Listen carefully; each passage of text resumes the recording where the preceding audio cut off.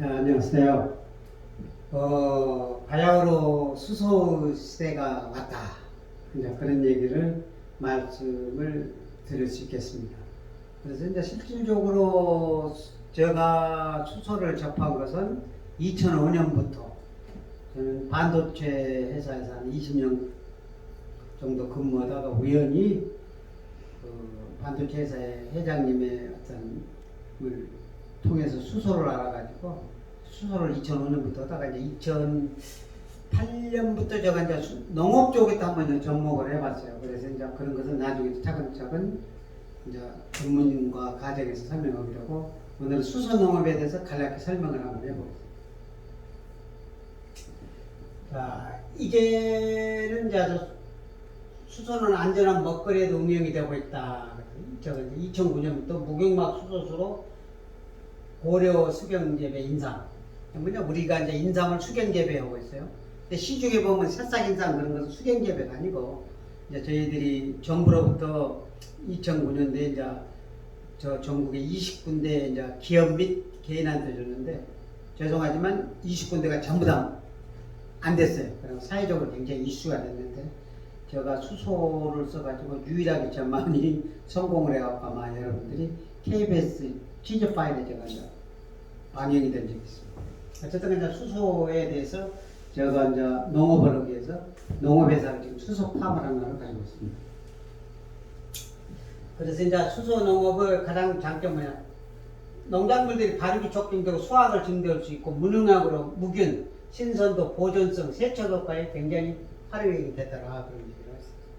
그래서 제가 실제 이것은 만들어서 수소 발전 장치, 그 다음에 이제 정수 장치가 필요해요. 어떤 농작물에 따라서 물의 어떤 수질이 굉장히 중요합니다. 저 원래 화학점을 또 했기 때문에 이런 것은 제가 이제 간단히 만들어서 제가 쓰고 있습니다. 그래서 이제 저는 이제 그동안에 했던 수소수를 가지고 전기 분해한 수소수를 갖고 이제 여러 가지로 저희들이 이제 그동안에 제가 이제 재배를 해봤습니다. 이것은 이제 제가 이제 간단하게 실질적으로 이제 이게 우아래 면적은 한 1000평 이상 되겠죠. 지금 3300 스퀘어미터 정도에서 제가 이제 인삼을 이렇게 재배를 하는 것이 되겠습니다. 그래서 인삼을 재배해가지고 여러 가지를 제가 이제 그동안에 한번 이제 연구를 해봤습니다. 그래서 여기 이제 실제 제가 인삼을 재배하고 있는 것이 되겠습니다. 근데 이제 저는 인삼을 대부분들이 묘삼을 사다 한다는 거죠, 시중에서. 근데 묘삼 값이 상당히 만만치 않아요. 그 다음에 심는데 노동력도 있고, 그래서 저는 씨를 갖다가 파종을 해갖고 하는 방법, 그 다음에 묘삼을 갖고 하는 두 가지 방법을 하는데, 결론적으로 씨로 오는 것이 더 사포닝이라든가 수확량이라든가 경제성이 훨씬 좋습니다. 그래서 이제 이렇게 저희들이 이제 씨로 오는 것은 이렇게 나오고 묘삼으로 오면 아무래도 좀 다르겠죠. 이것은 저희들이 한 6개월 정도 재배한 것, 이것은 한 2달 정도면 이렇게 나옵니다. 그래서 저희들이 이제 지금 보면은 인삼을 이렇게 통째로 해갖고 제가 이제 막걸리도 만들었더니 재밌는 것은 일반 막걸리들은 트름도 나오고 한두 달 있으면 유통기간이 있는데 1년을 둬도 인삼이 변질이 안 난다. 그래서 제가 이걸 상당히 개발해갖고 국내 사람들한테 좋은 반응을 얻은 적이 있습니다. 그 다음에 이제 인삼을 그 생으로 그냥 통째로 파니까 가격이 안 나가는 거죠. 제가 실제 분당 하나로마트 같은데 전량을 팔았더니 뭐냐 시식용으로 빼고 ABC로 해서 그 등급을 매겨갖고 또 빼고 이거 도움이 쓰고 돈이 안 돼요. 그 다음부터는 제가 마이너스 40도에서 냉동 분쇄를 해갖고 이렇게 일반 생수에다가 이 뚜껑만 바꾸면 어떻게 되겠죠? 이 물에다 이 뚜껑만 딱 바꾸면 이 안에 인삼이 가루가 떨어지면서 이렇게 변해갖고 마실 수 있는 거. 그래서 이런 것도 저희들이 개발해갖고 판매를 한 적이 있습니다. 그 다음에 이제 이 포고버섯을 재배했는데 이제 산림조합 중앙회하고 여기 이제 여주에 있죠. 산림조합 중앙회하고 포고버섯은 일반 지하수로 이렇게 좀 약간 좀 색도 그렇고 맛도 좀 떨어집니다. 근데 저희들이 수소수로니까 확실히 향도 좋고 수확량도 높더라 이거죠. 그래서 이제 그런 것도 있고, 그 다음에 더덕을 수소로 제가 배우니까 어떻게 돼? 이렇게 깔끔하더라. 한 6개월 정도 되면. 그 다음에 더덕이 잎사귀가 계속 나니까 저는 잎사귀를 뜯어갖고 우리 말은 삼겹살 같은데 집에다 주니까 아주 반응이 좋더라. 그 다음에 이 더덕 같은 거 수경재배랑 어떤 이점이 있냐? 일반 더덕이라든가 도라지 같은 것은 껍질을 벗긴다 이거죠. 껍질을 벗기면서 굉장히 문제가 있죠. 힘들고. 그 다음에 이 껍질을 벗겨놓으면 금방 또 산화가 되는데 재밌는 것은 이렇게 더덕 같은 거 수경재배면 그냥 껍질을 벗기지 않고 그냥 먹을 수가 있다. 그 다음에 이제 그만큼 또 사포닌 성분도 우수하다고 잘 알았습니다. 그 다음에 이제 도라지도 당연히 했었어요. 이렇게 해서 통째로 저희들이 시켜갖고 먹으니까 상당히 좋더라. 그런 거 해봤습니다. 그 다음에 이제 여러분들이 이거 이제 감자 줄기세포예요. 이제 이거 이제 우리나라 대관령 쪽에서 이제 이렇게 줄기세포를 배양한 감자가 아마 노지에서는 이게 잘 안 된다는 거예요. 안 되는데 제가 그러면 한번 해봅시다. 라고 제가 이제 이 별도의 페이지에다가 수소술에 이렇게 재배를 했더니 이렇게 커지더라. 큰 걸 제가 성공을 한 적이 있어. 실질적으로 이렇게 우리가 감자를 이렇게 파종을 했어요.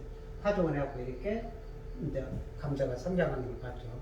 그래서 이렇게 이제 모은 자라면서 이렇게 한 구리에서 한 6개에서 8개 정도. 그분들도 와서 대단한 거다 그래서 충격적이다 그래서 아마 동영상을 한번 찍어가는 사례가 있습니다. 그 다음에 이제 재밌는 것은 우리가 일반적으로 배추는 수경재배가 안 된다. 잎사귀 뭐 적고 그런 겉절이 같은 건 되는데 이렇게 결구 배추 그런 것은 우리가 차이니스 캐베지 같은 건 잘 안 된다는 거예요. 근데 저는 그럼 이거 안 돼, 왜 안 되는가? 그래서 이제 영국 그때 한 2년간 하다가 이제 해봤어요. 그래서 이제 실제 해봤어요. 이제 이렇게 이제 우리가 이제 파종을 했어요. 3일 되니까 이렇게 커요. 그래서 이제 10일 되면 이렇게 크죠. 이렇게 크다는 거죠. 그 다음에 이제 이렇게 13일 되니까 굉장히 크죠. 지금 여러분들이 밖에 노지나 비닐하우스 온 것하고 전혀 차이가 있죠. 그 다음에 이제 21일 되니까 이렇게 커요. 그 다음에 이거 이제 배추고, 이것도 무죠. 무도 굉장히 빠르게 좀 파랗잖아요. 그래서 이렇게 해보니까 이렇게 크죠, 갑자기. 그래서 저희들이 약 79일 만에 배추를 해갖고 이것을 김장을 했는데 3년 이상을 둬도 물르지 않고 아삭하다. 굉장히 식감이 좋다. 그런 얘기를 했고. 그 다음에 이게 수소 농법을 쓰니까 배추가 어떻게 되죠? 당도도 좋고 무농약으로 올 수 있더라. 그래서 저희들이 실제 이렇게 수확을 해갖고 우리가 이제 직접 식단에서 이렇게 김장을 해서 담아 먹은 적이 있습니다. 그 다음에 이제 수소를 쓰는 거다 안 쓰는 거다 차이는 어떠죠? 이렇게 여기는 잘 안 크죠? 수소수는 이렇게 큰다. 그 다음에 이런 걸 볼 수가 있죠. 또 같은 걸 해도. 그래서 이제 저희에서 먼저 도마도라든가 고추 같은 것이 보통 2m씩 자랍니다. 아마 여기 현장에 오신 분들은 깜짝깜짝 놀라고 그러는데. 그 다음에 이렇게 해산목 같은 것을 한번 키워도 다르겠죠. 다르더라고요. 그 다음에 이제 지하수하고 우리 무경막하고 상추 같은 것도 성장 속도가 다릅니다. 그 다음에 양파도 이렇게 다르고요. 그 다음에 이제 이렇게 실질적으로 지하수 때와 빠질 때하고 상당히 차이가 있는 것을 알 수 있습니다.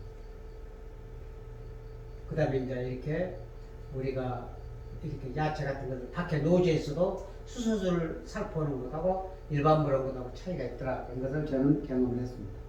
그 다음에 이렇게 콩나물 같은 걸 심어보고 이렇게 해보니까 확실히 다르죠.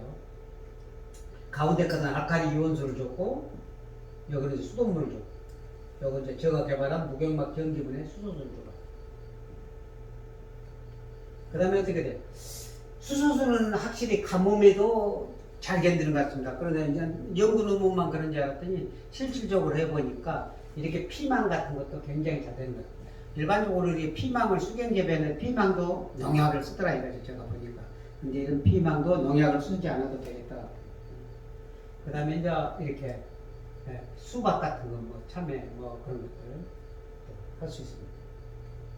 그 다음에 딸기 같은 것도 저희들이 비닐하우스에 있는 딸기가 하는데 너무 잎사귀가 번져가지고 저희가 이제 다음에는 이제 다른 방법으로 하려고 생각하고 있어요. 근데 이제 재밌는 것은 우리가 2009년도에 제가 세계 최초로 수선 농업을 한다 그랬더니 일본 원예협회에서 2010년인가 우리 TV에 제가 보도를 한 대로 왔다 가더니 2016년도에 일본 고지현에서 수소농업을 전개하겠다 그래갖고 이제 이런 것을 지금 자기들도 수소농업을 하니까 이렇게 좋아졌다 그래서 홍보를 하고 있습니다. 그 다음에 이제 중국 같은 경우는 2013년도 CCTV에서 저희 수소농업을 촬영을 해갖고 가더니 어느 날 2018년도에 이제 일본, 중국도 수소농업으로 이제 대대적으로 지금 이제 전개를 하고 있습니다. 물론 일본이나 중국뿐만 아니고 호주라든가 유럽 쪽에도 수소에 대해서 굉장히 관심을 갖고 있는 것 같습니다. 그리고 그 다음에 또 재밌는 것은 이 수소수로 해갖고 우리 이제 일반적으로 회를 뜬다든가 그 다음에 요리를 할 때 특히 회를 뜰 때 이 도마라든가 솜 같은 것을 초밥집에서 수소수 떼갖고 비린내도 안 나고 그 생선이 굉장히 신선도가 유지되더라. 그런 걸 제가 이제 수소를 제공해서 느꼈고, 또 하나는 요리할 때 우리 고등어라든가 이렇게 해서 삼치 같은 것을 그냥 굽지 말고 수소수에다 한 3-40분 담갔다니까 부드럽고 냄새도 없고 쫄깃하고 그렇더라. 그래서 우리 이쪽에 저희 회사 옆에 보면은 모 식당에서 거기 가면 고등어가 굉장히 부드러운 것을 알 수 있습니다. 그 다음에 이제 앞으로 이제 우리가 닭이라든가 돼지라든가 소 같은 데도 수소수를 주면 굉장히 육질이 좋아집니다. 갑자기 전개 나갔죠.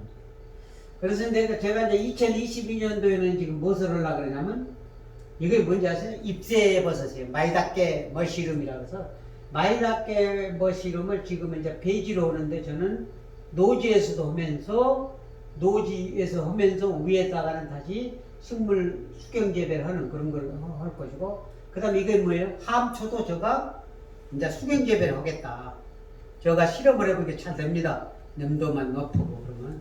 그 다음에 이제 제가 이제 게도 저희들이 양식을 해보겠다. 그 다음에 또 요거 좀 뭐죠? 우리 개구리 풀이랄 때 개구리 풀이라고 떠있죠, 어디다. 이런 것에는 영양소, 비타민 같은 게 보고니까 이런 것을 수확을 매일 해갖고 건조시켜갖고 분말하면은 이게 이제 미래 식량이 될 수 있다. 그래서 저는 이런 것도 이제 할까 그런 얘기를 합니다. 간략하게 제가 그동안 했던 것을 소개를 했습니다. 감사합니다.